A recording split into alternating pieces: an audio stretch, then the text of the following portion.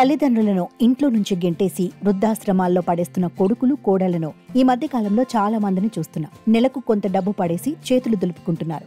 అందుకే దేశంలో వృద్ధాశ్రమాలు పెరిగిపోతున్నాయి. దశాబ్దాలుగా ఎన్నో కష్టనష్టాలకు వచ్చి కొడుకులు బిడ్డలను పెంచితే మలి వయసులో ఆరోగ్యం సహకరించక అవస్థలు పడుతున్న సమయంలో నా అనేవారు చూసుకోక ఆ వృద్ధులు పడే బాధలు వర్ణనాతీతం. ఎంత సంపాదించినా చివరి దశలో ఆ పండుటాకులకు ఓ ముద్ద అన్నం పెట్టని చేతులు కూడా చాలానే ఉంటాయి. అలాంటి వారికి ఇక వృద్ధాశ్రమాలే దిక్కవుతాయి. అక్కడే వారికి కొత్త స్నేహితులు పరిచయాలు ఏర్పడి కష్టాలు బాధలను వారితో పంచుకుంటూ కొండంత బరువును దించుకునే ప్రయత్నం చేస్తున్నారు.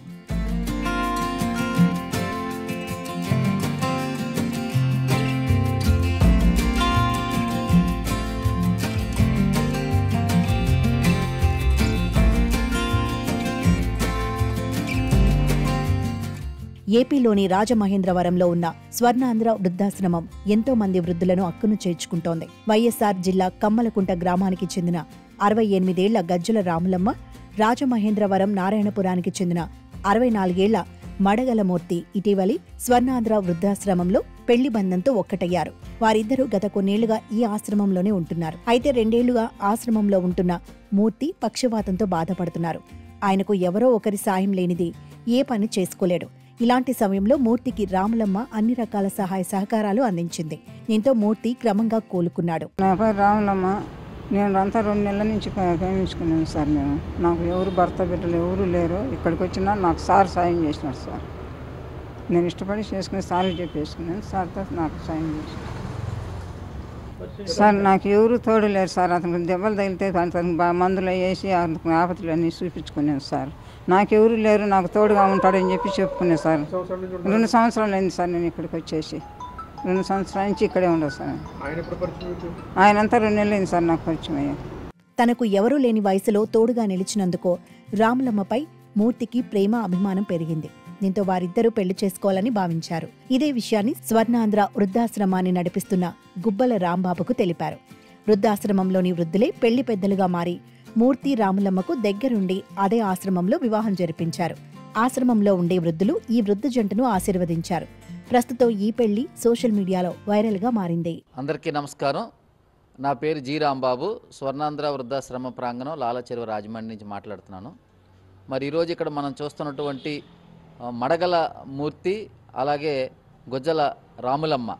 గుజ్జల రాములమ్మ కడప జిల్లాకు చెందిన మహిళ, అలాగే మూర్తి రాజమండ్రికి చెందిన వ్యక్తి. వీళ్ళిద్దరూ కూడా స్వర్ణాంధ్ర వృద్ధాశ్రమంలో ఆశ్రయం పొందుతున్నారు. రాములమ్మ 2 సంవత్సరాల నుంచి ఇక్కడ ఉంటుండగా మూర్తి గత 3 నెలలుగా పక్షవాతం పేషెంట్గా ఈ ఆశ్రమానికి రావడం జరిగింది.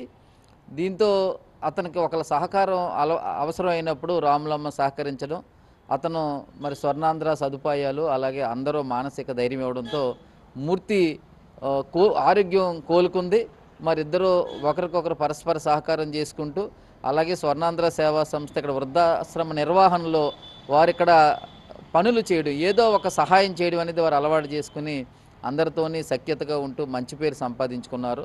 వారిరువురు ఒకరినొకరు ఇష్టపడ్డామండి. నాకు ఎవరూ లేరంటే వారిరువురికి కూడా పూర్తిగా కుటుంబం అంటే కొడుకు కోడలు లేకపోతే బంధువులు ఎవరూ లేరండి మాకు, మేము ఒకరికొకరు తోడుగా ఉంటామని చెప్పడంతో ఇక్కడ ఉన్నటువంటి పెద్దలు వృద్ధులు అందరితో చర్చించి వారిద్దరిని ఒకటి చేయాలని, ఒక సామాజిక ఆ బంధాన్ని ఒకరికొకరు తోడుగా ఉంటారని చెప్పేసి స్వర్ణాంధ్ర సేవా సంస్థ తరఫున వారిద్దరికీ దండలు మార్పించి వారిద్దరూ ఒకరికొకరు సహాయంగా ఉంటూ ఇక్కడ ఉన్న వృద్ధులకి మీరు చేయగలిగినంత సాయం చేయండి, స్వర్ణాంధ్ర మీకు తోడుగా ఉంటుందని చెప్పేసి వారికి భరోసా ఇవ్వడం జరిగింది.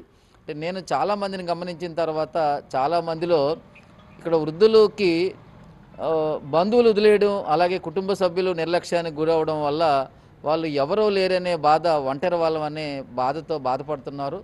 మీరు ఒంటరి వాళ్ళు కాదు, ఒకరికొకరు అంటే వయసుతో సంబంధం లేకుండా వారికి ఉన్నటువంటి ప్రత్యేక పరిస్థితి, ప్రత్యేకమైనటువంటి మానసిక స్థితికి వారు ఒకరిని స్పృశించడానికి, ఒకరిని పలకరించడానికి, ఒకరికి ఏదైనా అయితే నాకు ఏదైనా అయితే ఎవరు చూస్తారనే ఆ ఫీలింగ్స్తో ఎప్పుడూ ఉంటున్నారు. కాబట్టి వారు ఈ వయసులో కూడా వృద్ధాప్యంలో కూడా ఆనంద జీవనం కోసం ఒకరికొకరు తోడునడం అవసరమని చెప్పేసి నేను ఈ సమాజాన్ని గుర్తించిన తర్వాత వారిని కూడా గౌరవించాలని చెప్పేసి వారికి గౌరవప్రదమైన జీవితం ఇవ్వాలని అందరితో చర్చించి నిర్ణయం తీసుకున్నాం.